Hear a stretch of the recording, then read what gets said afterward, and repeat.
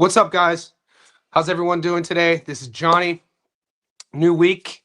It is Monday, April 20th at 10:30 a.m. in the morning. What we're going to do today is go over another busy weekend, the week that was in our world, the world we live in, the JSB Betting Academy.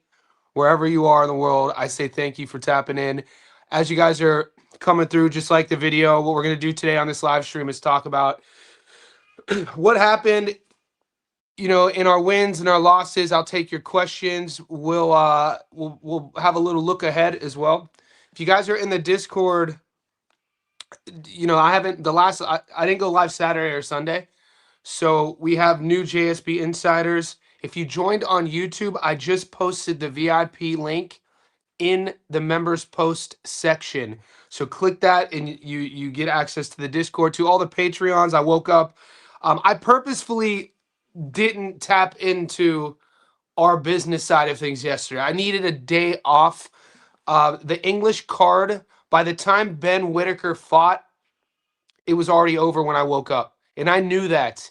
And, we had the UFC yesterday, but I just needed to disconnect because we have been foot on the pedal since January in a good way. It's been all positive.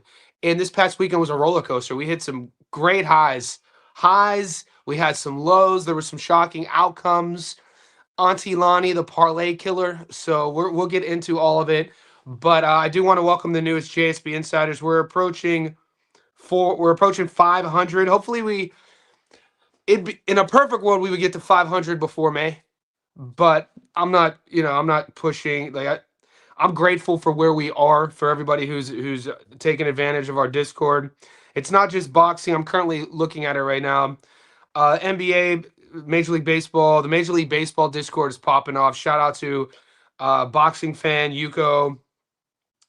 We got sharps in the NBA. The playoff season has started. So currently right now there's 62 people actively in our Discord on a Monday morning at 10:30 a.m. So for all the ones out there, it's not just boxing. That is my wheelhouse, and MMA is my wheelhouse. So all pro sports. We're going to get into this. I see everyone tapping in, a couple minutes in. Give me about 5 more minutes. I will go over our wins and losses right now. I will bring them up on the screen. If you're not in our Discord, click that link. It'll be pinned in the comment section. It'll stay pinned in the chat. Okay, let's get into this.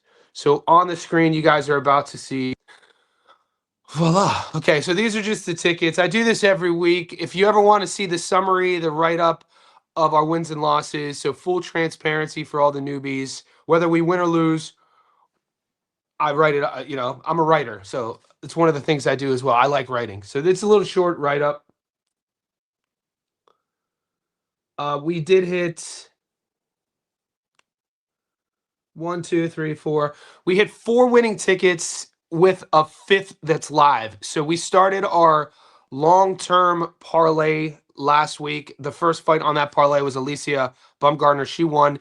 That goes all the way into the July 2nd card. That is a plus 600 ticket. So that ticket is live. But we hit 4 other winners. And guys, if Shadasia Green doesn't lose that fight, we would have hit 6 winners with our long parlay live. That would have been 7 tickets. Who saw that one coming? Nobody saw that one coming. There are lessons here, though. There are lessons here. I mean, it's easy to play Monday morning quarterback when we're talking about Lonnie Daniels, when we're talking about her performance.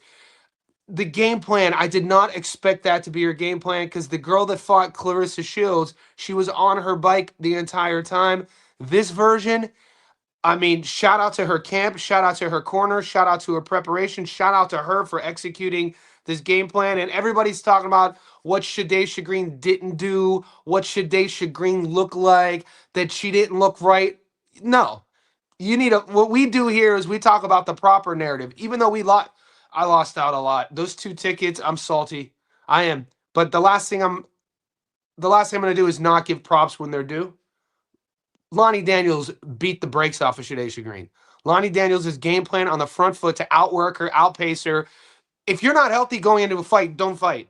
You know what I mean? Fighters can only control what they can control. Lonnie Daniels beat the brakes off of her from pillar to post. So that should be the narrative. That should be the narrative going forward. I don't, hopefully Shadasia Green's healthy, and I guess I heard she's doing better. It's a brutal sport, it's a blood sport, but take nothing away from Lonnie Daniels, even though millions of dollars globally were lost. Millions were lost. I'm salty. I had, but we're not in this. We are in this for the love of the game, and you got it for how high. And then the highs.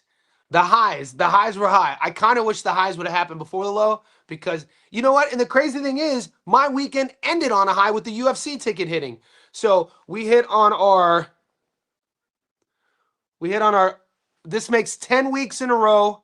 It might be 11 weeks. This might be 11 weeks in a row of an underdog of the week hitting. Sam Gilley on the money line at plus 185. But the Sam Gilley by stoppage at plus 600 was our crown jewel of the weekend. It's always great when we hit those. I don't know if it was the odds. So much money was coming in on Aston Brown. Hey, when they come in like this, we got to celebrate. It felt good to get that one. The UFC parlay hit. We went 1 for 1. We should have made more money. They called that John Castaneda fight a draw, which wasn't. I thought he beat Mark Volognin pretty convincingly, and then Mike Mallet hit. One of the benefits of joining our Discord is during the fights, during the Pro Box card, we smashed Elon De Jesus at plus money. That was a shout out to our group. Shout out to the JSB Discord. When that fight was being announced on my Saturday afternoon, all the boys jumped in on it, and we all hit on that one as well. And like I already said, the long parlay is live. A couple of the losses. So the losses that I had, we talked about the 2 tickets with Shadasia. That would have put us at 6, and I was already counting. I was counting my winnings going to that fight. I was like, oh God, I committed a mortal sin, a betting mortal sin. You never. What do we always talk about? You never count your money when you're sitting at the table. And I started doing that, and I never do that. And as I was watching it unfold, my saving grace was my betting app because it was close the first few rounds. The 5th round, Shadasia Green made an adjustment, and it was like her best round in my opinion. She was choosing to fight from the outside, and I thought she won round 5, and then round 6, everything fell apart, and I cashed out. I did lose 50%. I didn't lose 100%, which was good. So that was my saving grace. And the only other money line fight that I lost, we lost the Shadasia Green fight, and we lost Nathaniel Collins. And these things happen. I only had Nathaniel Collins on 1 ticket. I only had him on a points decision parlay. I had Collins on points, and I had Alicia Bumgarner on points. So, and this is part of the strategy of betting, which I try to explain to people in all our squad week in and week out, is it's not all winning consistently. Like last week we won 8 tickets. This week we won 4 tickets. Should have been 5, including our live. The week before we had only won 3. The week before that we had won 9. The strategy of winning consistently is this. Even though I didn't win the Nathaniel Collins bet, I only put him on 1 ticket. And going into this week, because we've had such a massive year, I told you guys all week that it was like a half unit betting week. The most I put on 1 bet was a half unit. I even had quarter unit bets. I had a quarter unit bet, which I never do. It was enough to make me just kind of be interested in the fights. But if you would have said, "Hey Johnny, which fighter that you have appearing on multiple tickets that you think is going to lose," I would not have said Shadasia Green. I don't think anybody would have said that. I think that Lonnie Daniels' shocking win. She was only a plus 400 dog, which the odds makers kind of knew something. But I didn't know anybody in my atmosphere. There was nobody in my orbit that picked Lonnie. Shout out to Boxing Booth in our Discord. He's a Kiwi, and we have some Kiwis in the Discord, and they pick Lonnie. So you got to give credit when credit's due. Auntie Lonnie, the parlay killer. Oh, gross, dude. I shared a message from a couple of my buddies worldwide. I know a guy who lost. He had a $50,000 ticket. He had a $50,000 ticket with Shadasia Green on the money line on it. Oh, oh, guys, if you ever, how do you, that is balls of steel betting 50,000. I don't care what your bankroll is. If you're betting 50K, your bankroll better be 1 million. That's all I'm saying. And even then, like if I'm ever betting $50,000 on anything, my life took a crazy trajectory. You know what I'm saying? Like, if ever I bet $50,000 on anything, something's happened in my life. Maybe it's good, maybe it's bad, but I don't know if my DNA is not wired to bet 50K. That's some people's yearly salary. I mean, some like maybe so. Anyway, we're 10 minutes in. I'm going to leave the floor open to the boys. There's 40 people in here. I wasn't expecting to be 40. We're growing. We're a team. We win together. We lose together. I do want to commend everybody after Shadasia Green lost in the Discord. You could tell the strength of our community because we learn, dude, we're going to learn more about ourselves as a team, as a group, and this is life through our losses. And I always bring it up, and I can't reiterate it enough because it wasn't that long ago to where one of our tickets would lose and you wouldn't want to be in the Discord. It'd be a dumpster fire. And that was just a sign of how unhealthy our group was, and that was my fault. And so we made a lot of changes. And now JSB insiders know that even after a loss, you could still go to the Discord and get conversation. It wasn't toxic at all. It was kind of like a funeral. We had turned it into humor, but humor is much better than turning it into toxicity and negativity. And so I just want to say thank you to the squad because that it nobody likes to lose, and nobody wants to be around people being super negative after a loss. So that is kind of a testament to what we're growing, and it's always about a team. We win together, we lose together, and we're gonna learn more about our who we are on our losses. We don't lose a lot, but when we do, it sucks. But the UFC, I went to bed Saturday. I was like, come on, I need it. Let's just end the weekend on a W. However we get it, even though it wasn't as big of as a return that I wanted. I just knew John. I've watched John Castaneda his whole UFC career. I know that the how skilled he is, the grittiness he brings to the table. He's well rounded. And I watched Mark Volokhin Volokhin got a contract not winning a fight. And I mean, the UFC is a whole different animal. He's an exciting fighter. That's why I picked Castaneda. And then I thought the homeboy, the countryman, Mike Mallet. Everybody I speak to in the MMA circles, they speak of Mike Mallet. Canadian MMA always goes back to the glory days, George St. Pierre, those days, and TriStar in Montreal, what Firas Zahabi has done there with a legendary team, and they're always kind of like one tweet away from like who's the next GSP, who's the next guy to carry Canadian MMA. And over the last few years, especially coming out of the pandemic, Mike Mallet used to be a coach. He was just coaching at Team Alpha Mill in Sacramento with Uriah Faber. And he went from a coach to getting an opportunity to compete again. And, the talent really started flourishing. And people have been saying that this guy looks the goods. And he's in his physical prime. He's confident. I mean, minus the one time he got Neil Magny, he's been pretty much good. So that was my reasoning on taking Mallet to beat an aging Gill. Gill was put in there for Mike Mallet to look good. It's exactly what happened. Shout out to Gill for a great career. I think he hung him up after last night. He retired. He had his family in the octagon. Super great dude. Does a lot of work. Talented, great career. I think he might have fought. I don't know if, off the top of my did Gill ever get a world title shot? And if not, I know he's gotten, a lot of main events. It's just a testament to a guy's career when you could retire in your late 30s and you're still headlining. So shout out to Gil Burns. Gil Burns is always one of the good guys. I'm going to say what's up to everybody now. I'm going to take the super chats first. My boy Jake with the super chat. Appreciate you, man. Jake Salvador, JSB Insider. Appreciate you with the 50 spot, man. Making my Monday morning coffee taste even better because the boys are here. Appreciate you. Royston. Julius, the sniper, baby, RBS for the knockout, and that's why I'm salty, bro. That was the one.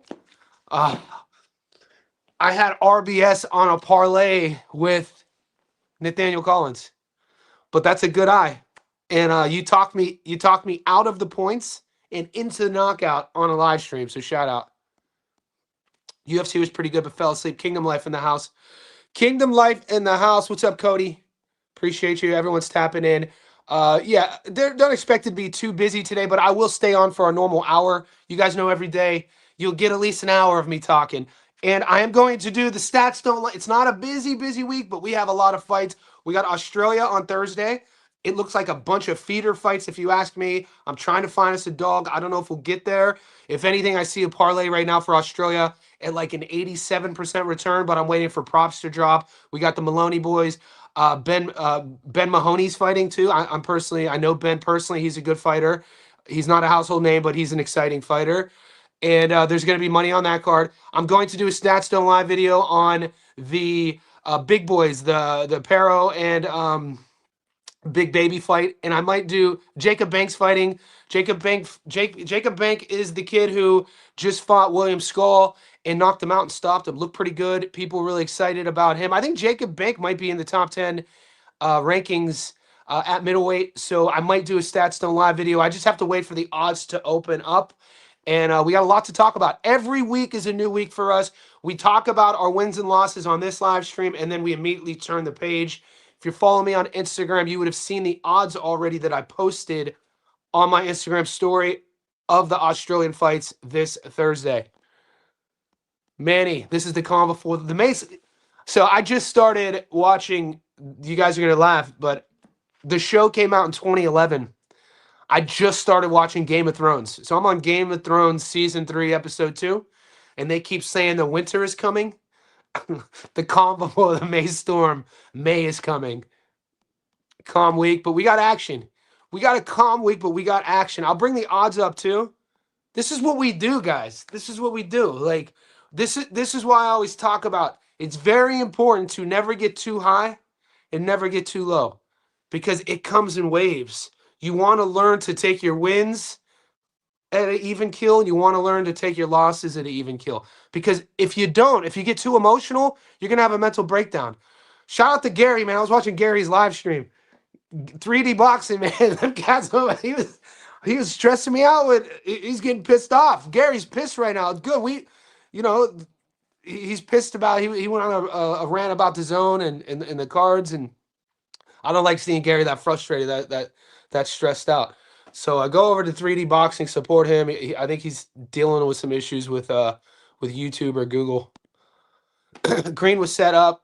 Also, so Kingdom, you're my boy. Kingdom, I follow you on Instagram. We're linked up. You're a JSB insider. I think because we're linked up on Instagram, your comments popped up all over my feed on a lot of boxing sites. What do you mean by? And it's been consistent. You've said Green was set up. Also, her team released a mini documentary on what she plans on doing for the fight, and Daniel's team picked up on it. So, okay, when you say set up, you're not necessarily talking nefariously. You're talking like they maybe went about it operating a little bit too naively. They gave too much away. Is that what you mean? Another super chat. I want to give a shout out to Mosby, the big fella. JSB Insider here. Shadisha Green losing didn't matter. I went heavy on Gilley knockout plus 450 live bet Lonnie. We still, dude, snipers. We're going to find. That's why I'm not salty. We hit a plus 600 Gilley by knockout bet. Like that one, like, that's you hit when we hit that. I put my feet up. I told you guys that in the Discord. It followed our narrative all week. So my next post on Instagram is the soundbite of me breaking down on a live stream with you guys how the Gilley Aston Brown fight was going to go. It went exactly how we saw it. I don't know who made those odds. I have no idea how Sam Gilley, how we got him twice. And that's how confident I was in him. When do you ever see me take a dog? Think about this. When is the last time you saw me take an underdog and that same underdog to win by stoppage? This might have been the first time.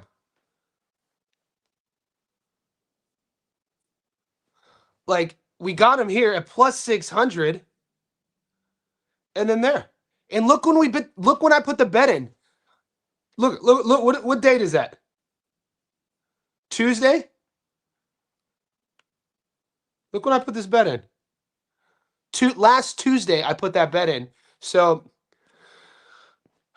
I'm not just breaking this stuff down. I'm invested in what we do. So we go to the books and we see Sam Gilley. This dude, I thought he beat Ishmael Davis. And Ishmael Davis is operating at a higher level than Aston Brown. Guys, it's boxing. What have you done for me lately? You're boxing 20 rounds in 8 years? What are we 20 rounds in 8 years? That sounds insane. I just had to pause to check myself to see if I was misspeaking. But no. Aston Brown going into that fight had fought 20 rounds in 8 years. And then if you're following along, you would have also seen this post that I shared in our Discord and on the live stream of Aston Brown's last 3 fights. He knocked out 3 guys in the first and second round. And one of the guys had a 9-0 record, another guy had a record like 6-0, and then maybe 12-1. All you have to do, once we're gathering data, we're doing our film study, we're looking at the odds, the next level to that, and I talked to you guys about this, the next level to that is, all right, let's see strength of schedule. Who did these 3 guys who got knocked out in the first round against Aston Brown, who did they fight before the Aston Brown fight? His last fight, the dude was coming off a decision points win over a guy who was 0-9. Why does that matter? Here's why that matters.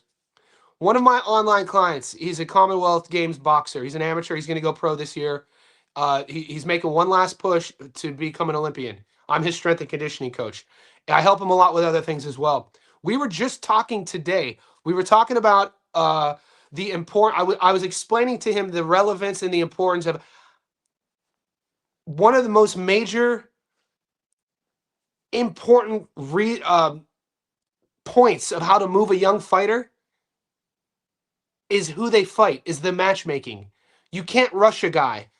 There was an Aussie who was Canelo Alvarez's sparring partner for a few camps in 2019.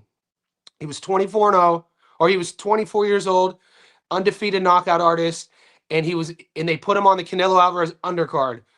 And he ended up fighting a guy named John Ryder. His name was Bilal Akaway. Bilal Akaway, he was not ready to fight John Ryder. By no means. That fight should have never happened. They rush him. Akaway not only loses for the first time, he gets stopped and never was the same guy. Maybe had 1 or 2 fights since. And that's that. That's a wrap on the career. That was a mismanagement of Bilal Akaway's career. A 24-year-old kid was not ready to fight John Ryder, and somebody wanted to get paid. Now, all this is tied up with when we're looking at prior the Sam Gilley fight. We know who he is. We know who he's fought. You're looking at Aston Brown. You're looking at those last 3 knockouts. Who were they fighting? That's telling us a lot about the matchmaking. That you're pairing up an Aston Brown guy in his last fight against a kid who just fought an 0-9 guy and won on points. That in itself, if we're not able to pick up red flags together, like I'm holding you guys accountable. If I were to take that bet, like something aligned with that, like moving forward, I fully expect one of you guys to pull that up on me. You know what I'm saying? Like if I were going to pick Aston Brown, I fully expect the chat, our team, our Discord, up until fight night, when you find out I'm taking Aston Brown, I fully would have expected you guys to do what I did. One of you, I guarantee, whether it's Mosby, whether it's Kingdom Life, whether it's Rando, whether it's Julius, our whole team is stacked. Barium Boxing, I could go on and on. One of you guys would have said, hey, bro, look at it. Look who he's last fought. Look at their records. So this matters, and this is a lesson to be learned moving forward. Is that is a level of fill. You gotta. If we're betting our hard-earned money, you have to look that deep. You can't just look on the surface. And this obviously we can't predict the future, but when you're looking at red flags like that, that is a big one. Who these guys have been fighting, how active have these guys been, and what have you done for me lately? plus 600. And then there was another one. This one right here. The Elon De Jesus fight. Elon De Jesus right here was at plus money against a British kid under the age of 25, traveling to America, Connor Attaway. I mean, we're already picking up red flags, right? We think of it's like reverse engineering. We already are hesitant with Brits who are fighting Latin American fighters on British soil as the favorites. We already know that. That's a pattern of behavior we picked up on, right? That's a pattern. You're telling me that when we reverse engineer that then I'm going to pick a Brit traveling to America when the Brit is the favorite against a Puerto Rican fighter, a Latin American fighter? What? That was crazy. And I don't like, and we're doing Monday morning quarterback, and this isn't this was our chat's pick. This is the JSP Discord pick. That fight was not on my radar. I was out grabbing sushi. I was getting ready to go to a concert with my girlfriend. The fights were on. I'm in the Discord, and the boys were like, you need to look at this. Look at this. What do you think? What do you think? Looked at it, spent about 25 minutes on it because we had like an hour before the fight. And then I put my money in, and then I uploaded that ticket to the Discord. I was like, boys, I'm in. My boots are dug in. And, shout out to the chat. That's why you got to join the Discord. I'm just a small percentage of the Discord. The chat is really educated in there. Yo, Johnny, that's our secret weapon, boys. The chat. The Discord is, and once, and we will have our bad apples. Like, guys, we had, let's say we had 12 new guys in there this weekend. I kicked 2 of them out. We have a zero tolerance policy now, and you guys asked for it, and it works well. What's happening is people are sharing our Discord. They'll pay to get in, and they'll come in with some ulterior motive, trying to flex, trying to start chat, trying to spread negativity. And before, my mindset was like, well, they're paying to be here. Now it's like I could pick up, just as we pick up on patterns of behavior of fighters, it's very easily detectable when the newbies come into our Discord if they're trying to to break up our sort of, everyone being copacetic. So now me and our moderators, we have no problem just ban, kick, ban. You know what I'm saying? And it's really helped our team. Jet Hemphill. Green wasn't set up. She was just out of shape. Yeah, she didn't look good. Green did not do her diligence and preps for a high-class fight. This is pro boxing. Yeah, I mean, shout out to, dude, she didn't look good at all. Guys, we're floating between 40 and 60 in here. We're 30 minutes in. I'm going to now turn gears. If you guys still want to ask me questions about this past weekend, I'm going to now bring up the odds for what's in front of us. We have fights that start in 3 days. This is our passion. This isn't a task. We choose to do this. You know what I mean? This is how grateful, this is insane. I saw a meme the other day. I didn't share it. It was like one of those memes. It's like a movie. I think it's like Christian Bale. It's like Christian Bale and William Dafoe. I don't know what movie it is, but they're at like a dance club. And Christian Bale is wearing like a tuxedo. He's younger. And William Dafoe is looking a little bit disheveled.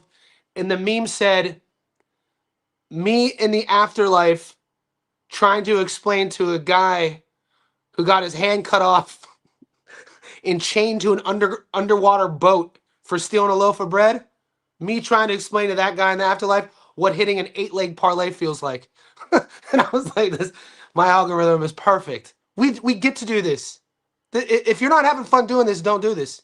You know what I'm saying? Like, boxing's the greatest sport on earth. What we get to do is I have just as much fun doing the research than I do watching the fights.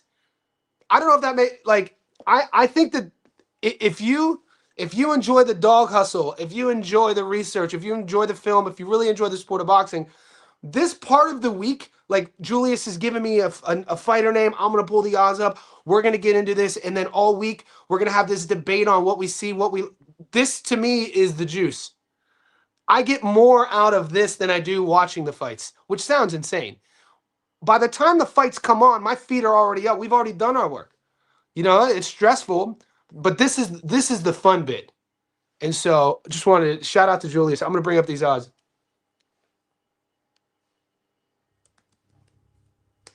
So I know that early week in Australia, I sometimes have to use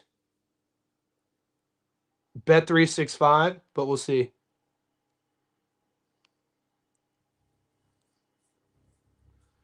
Sometimes sports bet, they don't.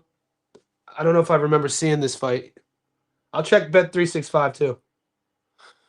Okay, so these are the odds for this week. This isn't these first few on Thursday night. So Thursday in Australia will be Thursday night. I think it's your Thursday morning or maybe Wednesday night in America. These are what we call feeder fights. These are all A sides generally.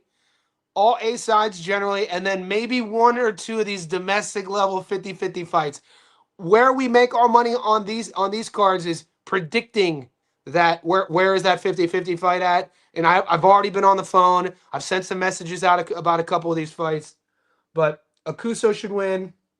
McIntyre should win. Ben Mahoney's the kid I was telling you about. Ben Mahoney, very good puncher, MMA guy, and a boxer. He's had a good sports career. He's just waiting for an opportunity to break through into the mainstream. He's one of these guys who lives in the gym, stays ready, always fit, always in shape, and it's good to see him getting featured on this card. Connor Wallace, you should know him. Jason Maloney. So, yeah, no props yet. But, we already got 5. There's already 5 fights on the books. That's sports bet. Samake versus Hadrabej. Samake should win that fight. Jacob Bank, we're going to take a prop on that. He should stop him. Lawrence Okoli should dominate against Yoka. Nishant Dev should knock out. Dude, there's a lot of money. I don't care what anybody says. I don't care what anybody says. Just looking up these fights on Jump, I'm already more excited than I was about last week. As long as we get props, we're going to make money on this week. Alan Chavez versus Miguel Medueno.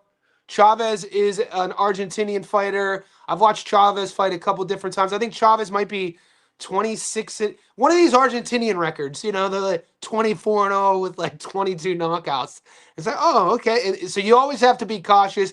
Miguel Medueno is the type of guy, every time he's stepped up, things have not gone his way. Keyshawn lost, Oscar Duarte. So I think those odds might be a little wide, though.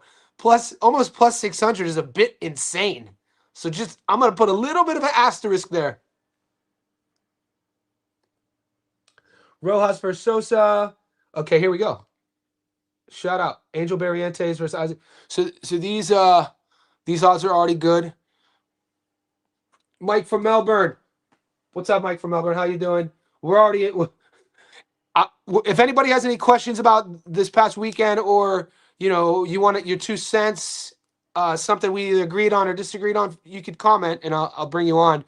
But we're, as you know, like we do in typical JSB fashion, we're already turning the corner. We spent the first 30 minutes on this live stream talking about this past weekend. Now we're already working. So I'm going to bring up the box rec on Angel Barrientos. Angel Barrientos.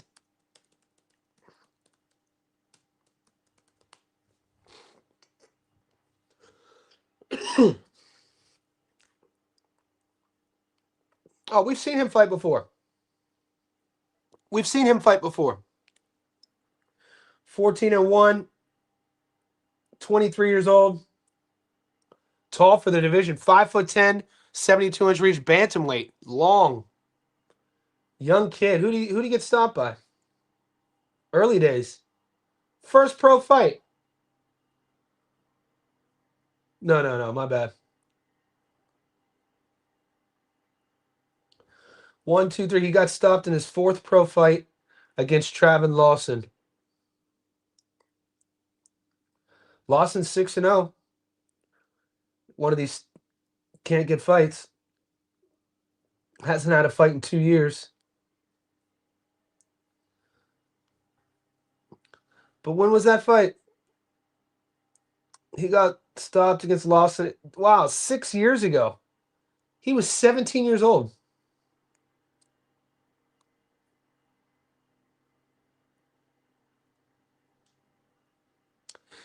Wow, his only loss was when he was 17. I like it. Let's see his opponent though, Isaac Garcia. This has firefight written all over it.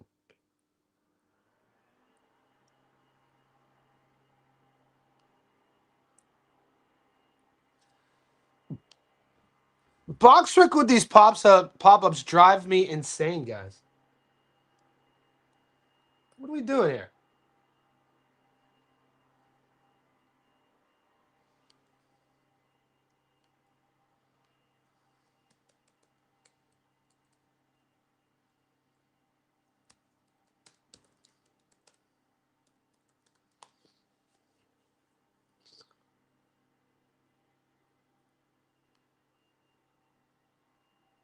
Yeah, this has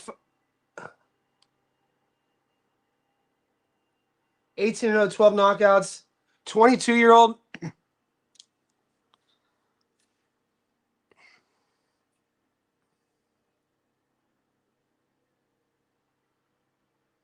I gotta watch a little bit of tape on that.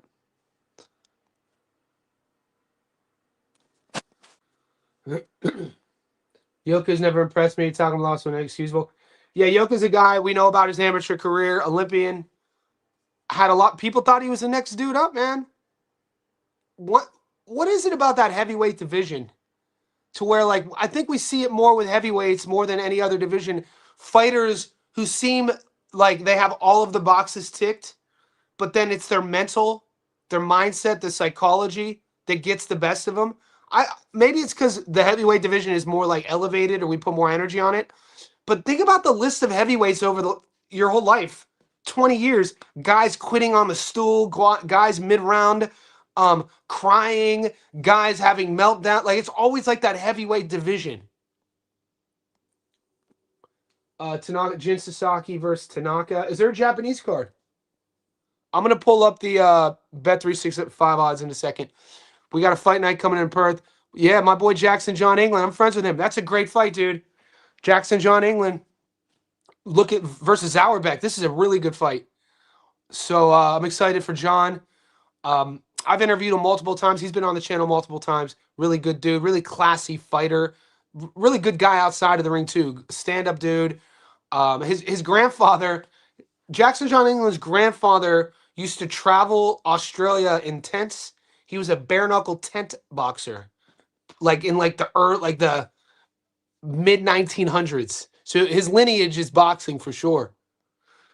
I watched him on PBC time. My brother was supposed to be somebody. Angel Calito. Anyone know how I can bet on these Australian cards if I'm in New York? Yeah, Angel, let's go either VPN or it should be, or Bet US. There you go. Fresh BX is helping you out. Shout out to the chat. I'm going to pull up Bet365 real quick.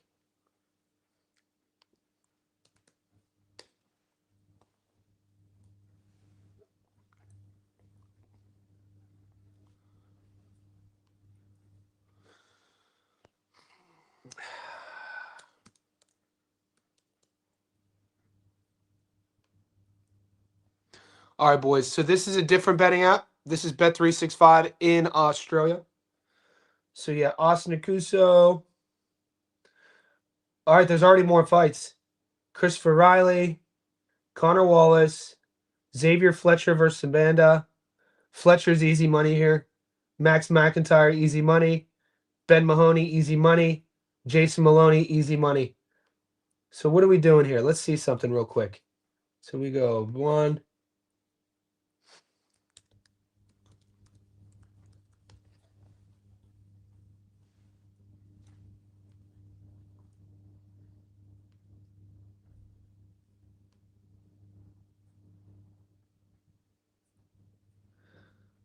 Okay, Jason Maloney.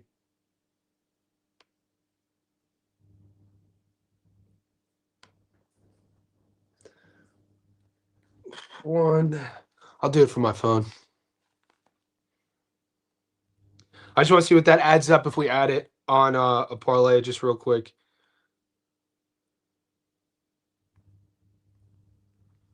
Okay, so Bet365 has the full card up right now. Right now, I don't see. There's a few. I'm going to play a couple knockout props, but I assume they're not up yet. Right now on the money line, 4-legger. These are all feeder fights. 71% return. Like Xavier Fletcher, Max McIntyre, Ben Mahoney, Jason Maloney. Those 4 guys are going to win.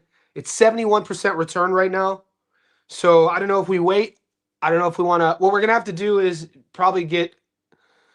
I might use those 4 as part of a long parlay for the week. We'll see how we do this. Let's see if props are up.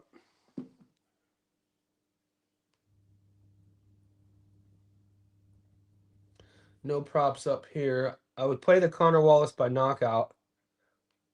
Austin, yeah, props aren't up yet. Nope. How about that Xavier Fletcher fight? No. Props will release in a couple days. Sometimes they drop early. Jason Maloney, Andre Donovan. All right. Props aren't up yet. We expected that. That's to be expected. Yeah, Jason, Max, Xavier, Ben. That's right. That's right. Which is fine. 72%. That's what my book is showing. Yours is showing 67, which is fine. 57%. It's going to be interesting to see points props and stoppage props, and that'll probably be the move. We just got to see if are they all 10 rounders. We got some work to do. There's definitely money to be made. Let's look up past Australia now. So that's Thursday. We're gonna make money on Thursday. What I might do is go half unit Thursday, take what we hit on that Thursday, and then flip that to go full. I'll let you guys know.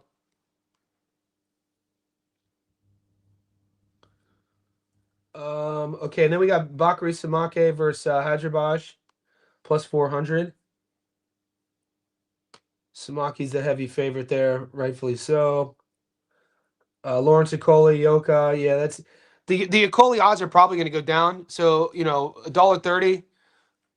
I mean, we we like doing things a bit early here. People don't look if people are complaining on the way we operate in our group, and they're complaining online in other social media platforms that we don't exist on. Like I don't have an X account.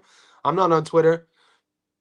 I guess people get salty about when we do this day in and day out, especially earlier in the week when we go over the odds. And I see something like we saw every week, and I tell you to jump on it early. People don't like that. But if I assume the Lawrence Okoli odds are definitely going to go down. $1.30 isn't shit, but I don't expect sharp money coming back on Tony Yoka. Yeah, I don't expect that at all.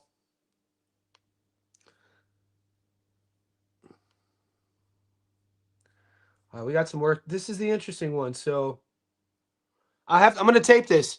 You know what? I'm going to do a Stats Zone Live video on this, Julius. Shout out to Julius for let me know about this.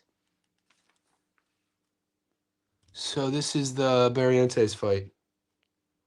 This will be my first breakdown. I'll do this. This will be uploaded tomorrow. Barrientos versus Garcia. I'm going to have to try to find tape on the boys. Both good records. One's 22, one's 23. Looks like a 50-50 fight. I'd like to get your feedback on why you think Barrientos, you like Barrientos there. Samake knockout. Yeah, dude, we got a sharp-ass group, man. This is the best sport in the world. We're on a Monday morning. We're on a Monday morning talking about Samake by knockout. Love it. Fresh BX. You looked at the other Australian fights on the 29th with Sky. Are they showing BX on your book?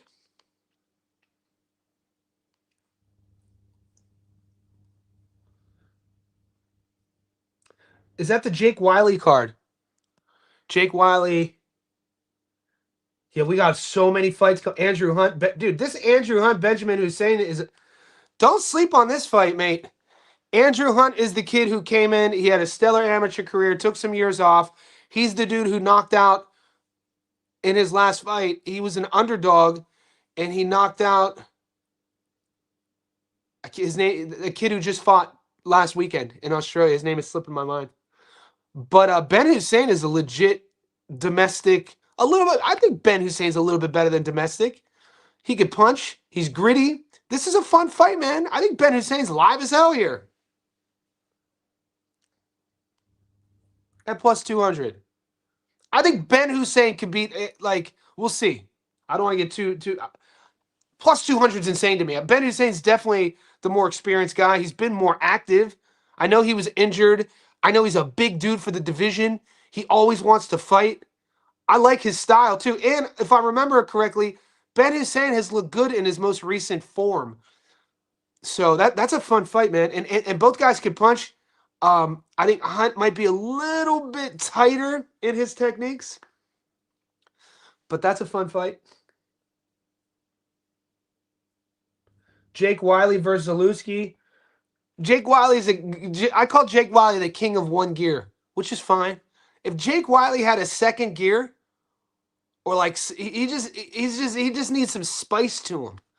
Maybe Jake needs to go to Robert Garcia's camp. I always want to send I always want to send these fighters from Australia to America. Like go see, some of the boys out west. Not and RGBA is just on the top of my mind because I watch his podcast. I was just watching. And but Coach Robles, go see Coach Robles in the US. Go out west somewhere. But yeah, Jake, the heart and grit and willingness is there, but he just needs levels. There needs to be like it's like his character, his avatar. You need to buy some stuff for his armor, or you need to. And I'm not a gamer. I assume like you could in gaming you could have a character, and you could buy things to make your character level up. I think Jake needs some leveling up, but he's young enough to do that. Terramona. Again, a 19-1 favorite. Like this is what's gonna happen though with Terramona. And then Sky Nicholson, Mariah Turner. Shout out to Mariah Turner for getting a world title fight. But I mean, this is just goes to show you how lean, how scarce the global heavyweight division is, and also how good Terramona is. We've been saying all along we want to see this guy in at least 5-1 fights. And like, can we get? I've never seen one of his fights that was below 9-1. Every fight is like 18-1. This one's 20-1. Last time he fought in New York, it was like 15-1. I mean, the dude is legit. He's marketable. He's good on the mic. He's talented. He's fast. He's big. It's really going to be how they move him, how they manage his career, which is really important. I want to see what Okoli weighs in. Why is he coming to? Hey, he's 6'6" though. That's a big boy.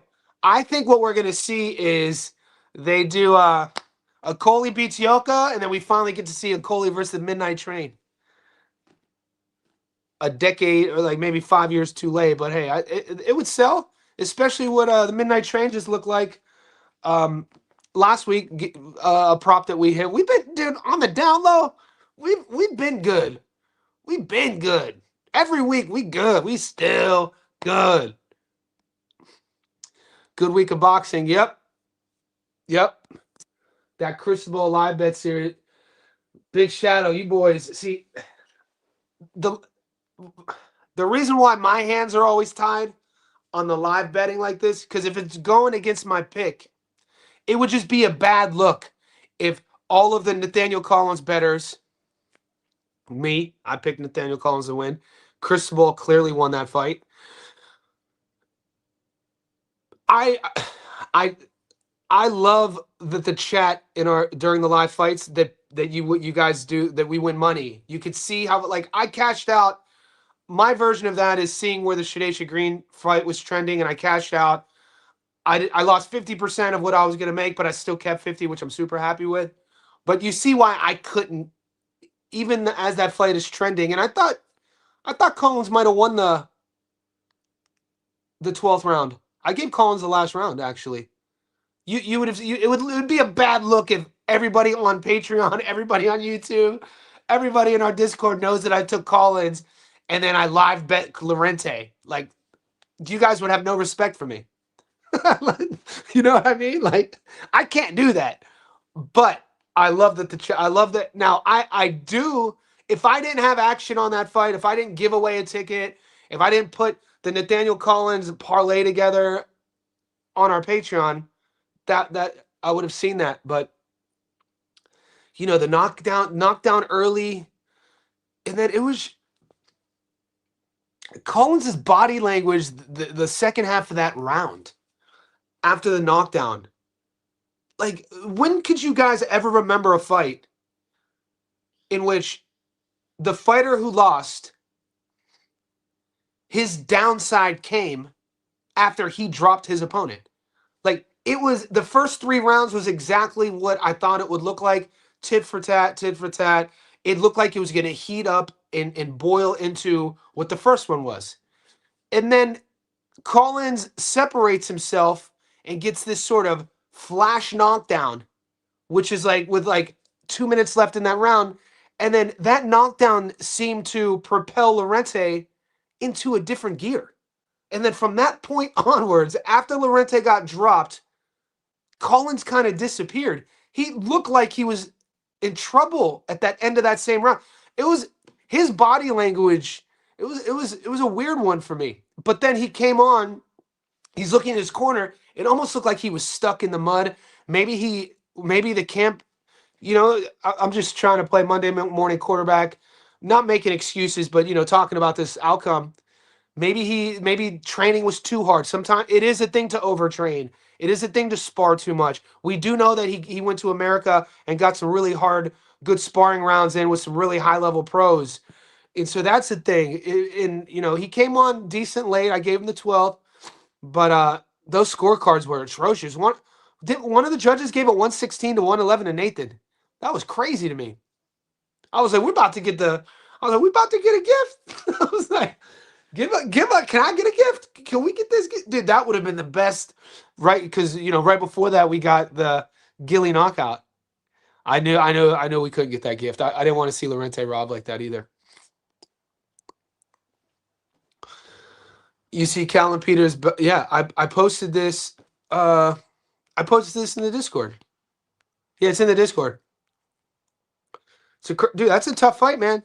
Joe Sean James his only loss was he got stopped against Lester Martinez. Joe Sean and Callum Peters is supposed to be that guy at 6 fights. I think Joe Sean has 12 fights, maybe 11 fights. Callum has 6 fights, 7 fights. If Callum Peters is who people think he is, this is a really tough fight. Shout out to the matchmaking. Guys, I'm always suspicious, though, on step-up fights with Aussie fighters fighting Americans in their step-up fights. This is a tough fight for Callum Peters. We are going to see if 50 Cal is going to live up to that nickname. This is a sleeper good fight, guys. Callum Peters versus Joe Sean James is I'm excited about that fight. I'm breaking down that fight. I'm taking Ben on that head excably. Ben Hussein? The midnight train is going in. The midnight train got us paid, boy. The midnight train got us paid, boy. We would totally understand, bro. We all trying to be up at the end of the day. That call and shit sounds. That call. Oh yeah, yeah. Yeah, you're referring to on my betting apps, the ones I use, and I think it's an Australian thing. If we want a live bet, I have to call a human. I have to press a. What's up, mate? Yeah, I want Lorente. All right, how much? I ain't doing all that. That adds just another level of depravity for me. So my boots, psychologically, my boots are dug in. I'll do the. I guess some of you guys, your apps allow you to just hit a button. If I was allowed to hit a button, I could see. But then it wouldn't look good from. Yeah, for the fight fan, because I know there's guys who pay who just follow whatever I do. And so they don't even watch the fights. And then they'd be like, hold up. How'd he win on Lorente? He told me to pick call. Like, that would cause chaos. To stop yourself from losing money, you better lie bet if the odds are good. Yeah. No, 100%. 100%. My crystal ball was right. I had crystal ball. Great hit. What'd that get you? Plus 350? Plus 400? He just looked like he had more in the tank. Shout out to, who'd we see? Sander Martin. Sander Martin's in his corner. Comes from a good camp. Always prepared. Spanish fighter. Energy, gas tank, volume. I mean, what does that style look like against Shushu Carrington? Because that's the next thing. That was for Collins at home to have an opportunity to fight for a world title and to come out not at his best, like that. It was a bit of a head scratcher. It almost, you don't want to say it wasn't an effort. It looked like he didn't have anything left. It looked like when he was trying to dig, it wasn't there. And Lorente's counters were on point too, man. Every time, and like I don't like how Collins moves on the center line. Like, he'll drop a level and hit to the body, and rather than, he doesn't add to his combos. He doesn't build on them. He kept like rounds 1 through 4, he kept level changing and sticking to the body, but then he would exit on a straight line with his head in the air and his hands down, and Lorente was countering him every single time. And they were almost playing this I go, you go, I go, you go, but whatever the judges see, whoever goes last, whoever hands the receipt out is going to score that exchange. And Lorente was getting the better of almost every single exchange, except when he got dropped. And that's not what the first fight looked like. The first fight, and it looked like Collins was hesitant to punch with Lorente in the pocket as well, which was, now that sometimes is a psychological thing, because you have to really believe in your punches. You have to really believe in yourself to do that in the middle of a fight. Not all guys do that. You don't see, there's guys who become world champions without punching with their opponent. You know what I'm saying? But Collins finds his success punching with his opponent, and he was limited on that end as well. His game looked a fraction of what it was the last time we saw him. So I don't think it would be psychologically. Maybe I don't know. I'd like, it'd be interesting what comes out. These camps are usually generally mum when it comes to these sort of things. But he was in his backyard. He was in Scotland. Opportunity to fight Shushu Carrington, and he kind of had a performance like that. The record books will say it was a split decision loss, but it should have been unanimous for sure. Even with the knockdown, he lost that round. So that knockdown round was a draw, a 10-10, a 10 must. I think boxing is a 10 must point scoring system. It is. So you go 10-8, and then you lose the round 9-9. But that the 10 must, it's a bit confusing. Collins clearly won the first fight. Lorente won the second. Yeah, I don't want to see a third. Which fight you looking most forward to this week? Probably right now off the top, Barrios versus Garcia. Barriente versus Garcia.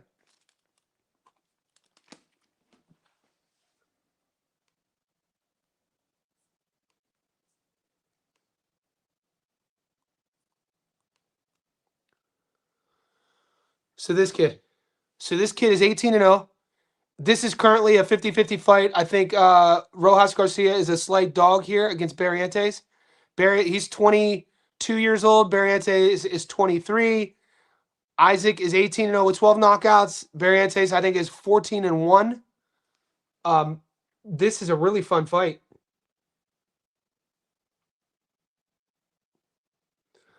Yeah, Angel Barrientos at the Fontainebleau in Vegas. This is going to be a firefight.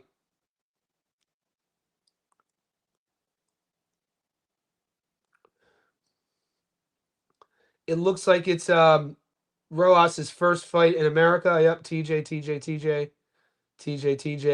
This is his moment to shine. And this is Barrientos. Hawaiian kid fights at, they call Las Vegas the seventh island. The ninth island, right? I'm not a Hawaii expert. I just know that when BJ Penn was coming up in the UFC and Max Holloway, them Hawaii boys would always talk about Las Vegas. There's a big Hawaiian, Polynesian combat population in Vegas. It's a fun fight. So probably that one. They should have gave Gilbert a decent win opportunity and fed him to the Sharks. Look, MMA is brutal like that. MMA is combat sports is a young man sport. You got to understand too, is that even with organizations like the PFL, I mean, one championship isn't doing well. Bellator's obviously been bought out, turned into PFL. The UFC was, is, and for the foreseeable future, is the monopoly, right? So it's not like by the time you make it to the UFC, there are no easy fights. Generally speaking, he got that main event money though. At least they gave him a main event money. That he's been in the league for a long time. I didn't see the purses. Hopefully he made over 200K. I don't know, for main eventing and promotional stuff. I don't know. Hopefully he made a nice little bag. He's a legend though. Dude, I mean, who fought? He most notably gave Hamzat Chimaev his most difficult fight. He dropped Chimaev. Like, that was a 50-50 fight going to the end. And we know about Gilbert's world-class grappling and jiu-jitsu, but Gilbert could crack. And so that it just shows you how high level he's been at the high level for a long time. Damian Sosa fight, break it down. I didn't see. Is the Sosa fight on our card?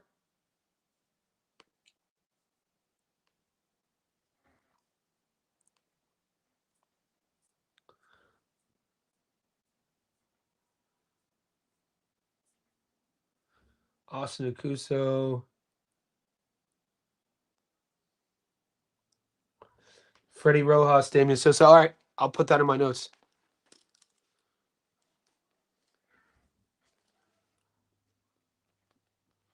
Rojas versus Sosa. Done. It's because he knows he clearly won the first fight. He maybe thought he didn't have to change. I thought he did change though. He wasn't as determined. That's what it was. Nathaniel Collins wasn't as determined as we're used to seeing him. Even before that, go back to the Lee McGregor fight. He was an underdog, or on the cards, it was the odds had that as a 50-50 fight, Lee McGregor, and Nathaniel Collins fought with just a certain veracity to him. He was missing that. It was kind of confusing. And even in between rounds, his corner's trying to talk him up. He kind of was like, I don't know. Anyway, Benavidez' decision looking like the move. Yeah, Benavidez going up to, he's going up to cruiser now. First fight at cruiserweight. Look, you always got to be cautious on fighters when they're moving up a weight class and they're in that new division at a heavier weight class for the first time. It's always kind of like a feeling out process. So I think points with Benavidez is the right move. With Junto is coming up from 18 to 22. Nakatani is probably going to, what is he, 4-1 dog right now? The thing is, though, Nakatani, I might play the knockout there. I don't know. Junto gets hit a lot.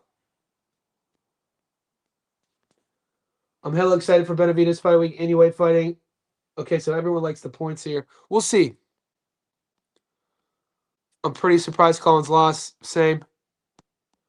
Hawaii is just a breeding ground for MMA fighters. Yeah, you got the fly. Who's the kid from former boxing world champion? His nickname was the Flying Hawaiian, Valoria, and his nephew Justin Valoria, is currently, I think, fights a lot with Pro Box. Sorry, someone interrupted my smoko. Yeah, thinking of taking Ben Hussein on that one. Followed him a bit. Do you know where the full fight, Andrew Hunt? Yeah, that was the Munir Fatih. We watched that fight. Andrew Hunt's, he was the underdog too, and he's.